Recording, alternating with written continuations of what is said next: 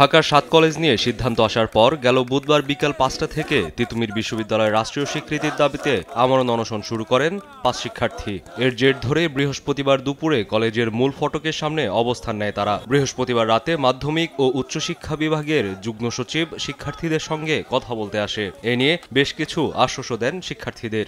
আমি অনুরোধ করব যে অতি দ্রুত সম্ভব যাতে এই তিতুমির কলেজের বিশ্ববিদ্যালয় করার ক্ষেত্রে যে ভিজিবিলিটি কমিটি করা হয়েছে, সম্ভাব্যতা যাচাই কমিটির রিপোর্ট যাতে দ্রুত দেওয়া হয়, এই জন্য আমি রাষ্ট্রকে অনুরোধ করেছি এবং অতি দ্রুত সেটা এই ডিক্লেয়ার দেওয়া হবে, এটুকু তোমাদেরকে শুধু বলতে পারি। যদিও এসব আশ্বাসে ক্লাসে ফেরেনি তিতুমির কলেজের শিক্ষার্থীরা। দাবি নিয়ে অনড় অবস্থানে তারা। এতে জনভোগান্তির সব দায় সরকারকেই নিতে হবে বলেও জানান তারা। স্পষ্ট করে উত্তর না দিয়ে উনি চলে গেছেন, উনি স্পষ্ট করে উত্তর দেন নাই। তার মানে ওনারা এখনো তালবাহানা করতেছেন এবং আমাদেরকে সেই ফিজিবিলিটি টেস্টের নামে যে তালবাহানা করে সময় ক্ষেপণ করছেন, ওনারা আজকে সে সময় ক্ষেপণ করছেন। আমরা স্পষ্ট এখান থেকে জানিয়ে দিচ্ছি, আমরা মাঠ থেকে উঠবো না যতক্ষণ না পর্যন্ত আমাদের দাবি আদায় না হচ্ছে।